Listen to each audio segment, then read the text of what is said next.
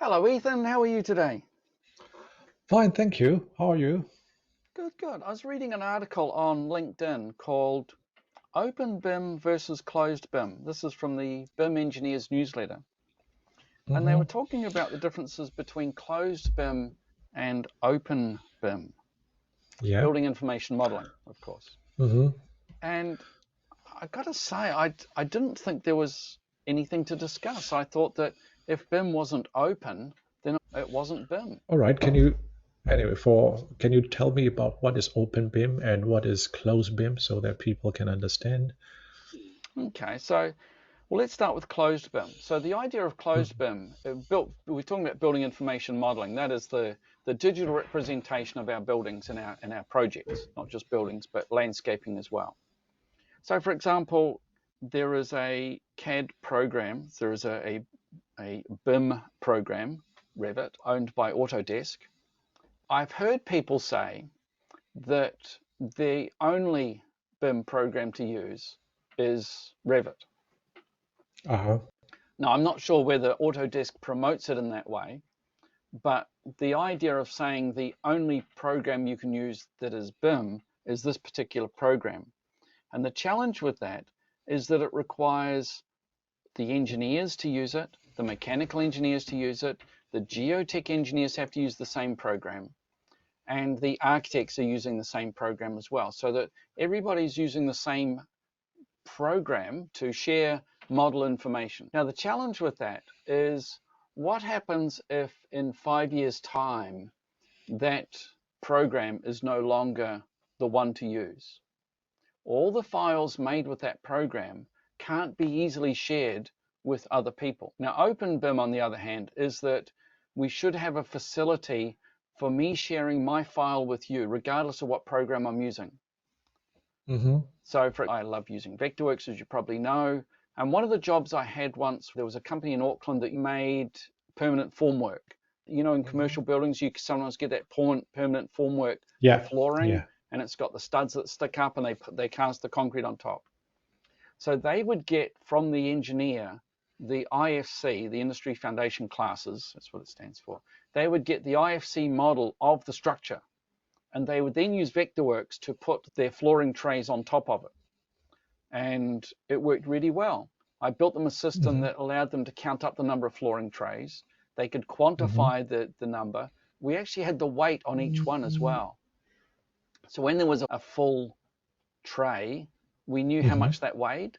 And so my Yeah, report would count up all the weight of all the trays for the entire building. So they'd know how many trucks they need. I see. The idea was that the engineer could share the model with that person. That person could then use another program to do that part of the job, the permanent shuttering or the permanent floor work. And then if they needed to, they could then send the IFC file back to the engineer. So the engineer would have those trays and the layout of those trays on his engineering file. Now, to me, that's Open BIM, where you can share the information between each other. Even Yeah. better for Open BIM would be a single file stored on the cloud where everybody could contribute to that. So you could actually go to that location, grab the IFC file for the engineering and put your file back, but it would all be bound into one single file, one single CAD model. Okay, so you explain about theory with the actual example. Okay, I'm a bit curious. So you talk about store in the cloud. Since IFC you can use for multiple format, multiple software. So what cloud did you use in that project? We didn't actually use the cloud. I was just saying that would be the ideal thing, would be to have a single Okay. location to store it. Hmm. But in the example I was giving you, the engineer would send their IFC file, the flooring contractor could import it Hmm. and could see the Yeah. flooring. So it was actually a 3D model. So they could see the Yeah. entire structure of the building in 3D.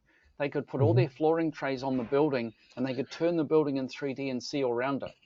I don't Yeah. think the structural engineer wanted the file back, but I was just saying that was an example where you could Yeah. send that So information back. And to me, that's um, open BIM, this intersharing of information. maybe put it in a private server or maybe in a cloud Yeah. situation. That should be fine. Another question is, since this is we are talking about actual applications. For one guy's maybe using ArchiCAD, another company will be other software, right? Vectorworks, or another guy will be using, okay, three companies, one ArchiCAD, another one will be using Vectorworks, and other guys will be using Revit. So how would it work, did you say?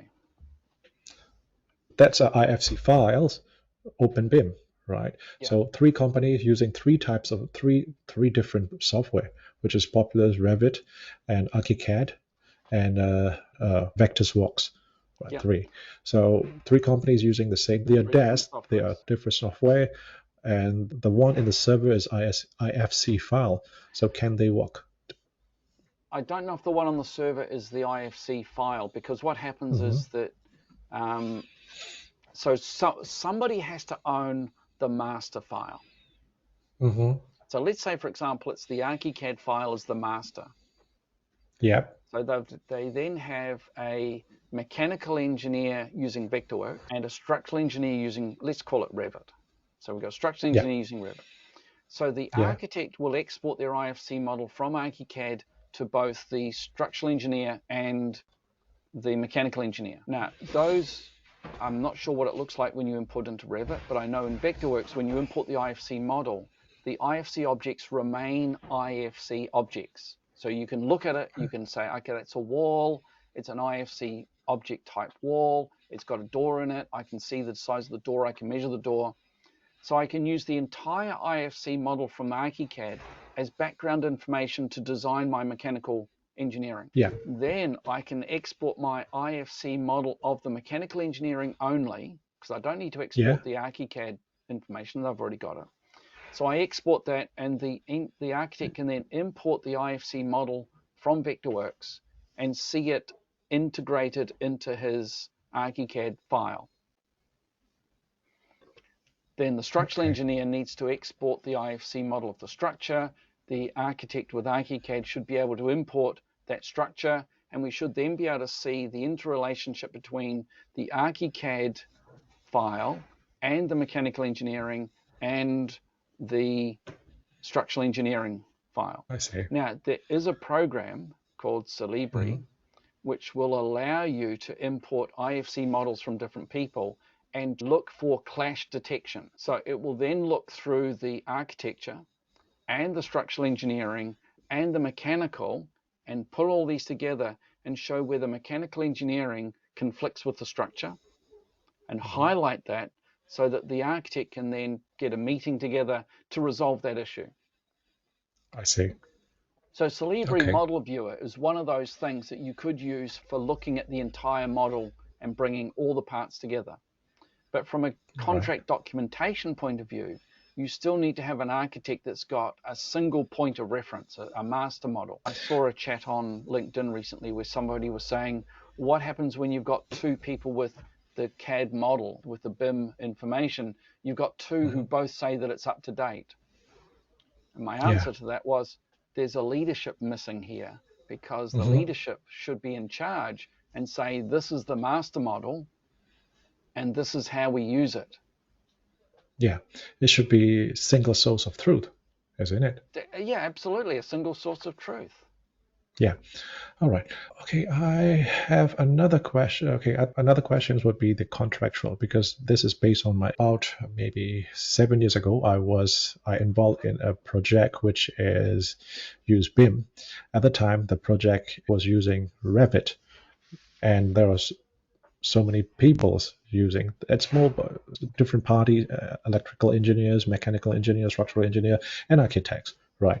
And also the contractors, so consultants and the contractors and the clients organizations, which he will be taking over as the facility manager, right? So because it's a pilot government project, so what happened is, for contractually, since the pilot, not everybody's really understand what they will be doing, so the versions of the file have to be, they have to agree who will be holding master file, they have to something like that. So I think for now we are more and more mature about BIM knowledge, so we can upfront agree that okay, we'll be using IFC file, which cloud or which server they want to store it, how they want to collaborate it. So that can be in the contractual documents. So that's what I think of after what you mentioned.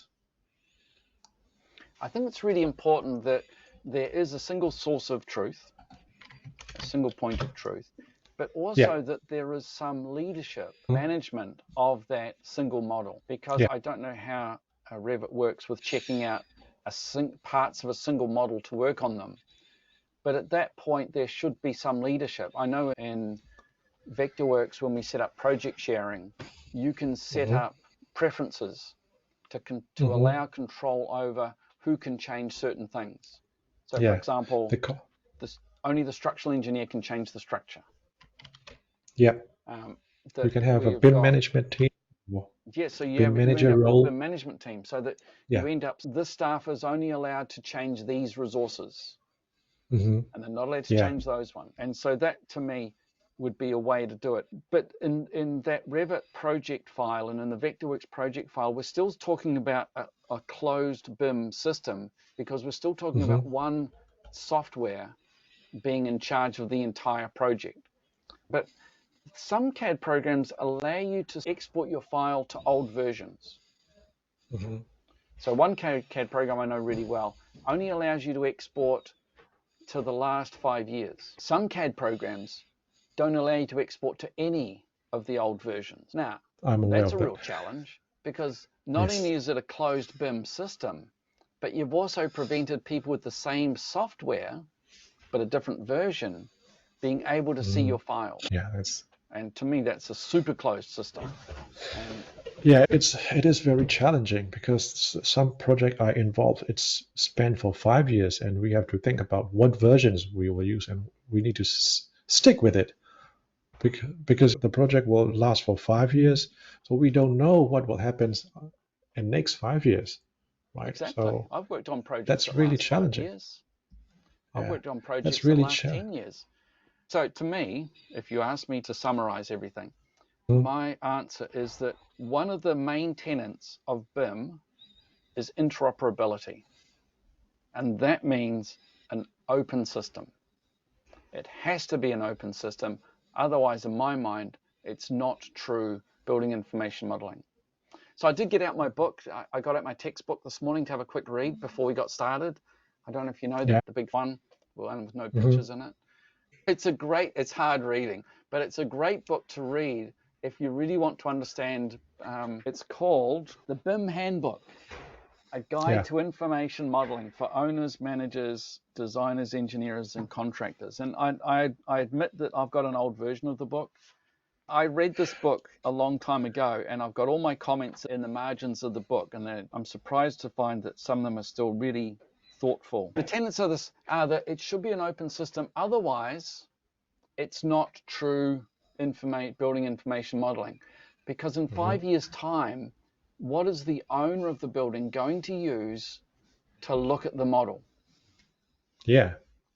In 10 years' time, when that building gets altered, what software is going to be used to edit the model? And if your software can only read the current version, and now our files are 10 years old, then what? Yeah, it's quite challenging within the project. Just You know, imagine our City Rail Link Auckland. Its project has been spent for 10 years. I don't know if I ever told you the story, Ethan, but recently the London Underground opened a new rail. It's now called the Elizabeth Line.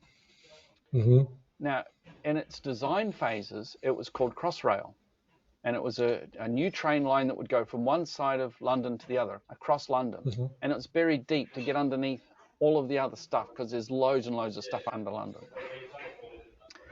So when did I first hear about Crossrail? When I was working in London. And that's nearly 30 years ago that I was working in London. And it was probably 5 years before I left London. So it was probably 35 years ago I first saw Crossrail starting, and it opened, last year or the year before. So think about it. That's a 30-year project, and we're going to talk about what CAD software or what BIM software we're going to use to model that thing over all that period. Have computers changed much in that time? Yeah. Has our software changed much in that time? Now, there is software, there is a CAD program that doesn't change the file format. I don't know if you know, MicroStation. Yeah, I use it. They don't change the file format. Every year they Mm-hmm. may update MicroStation, but they never change the file format. That would allow open use of that software. But again, you need to have a DGM. It's got to be a MicroStation to read it and all that sort of stuff. We in Singapore, when we built train stations, we called it MRT stations, mass rapid transit stations, and the CAD software the government use is MicroStation. Easy. So back to your thoughts. What do you reckon? Open BIM or closed BIM? Open BIM, easily. Why?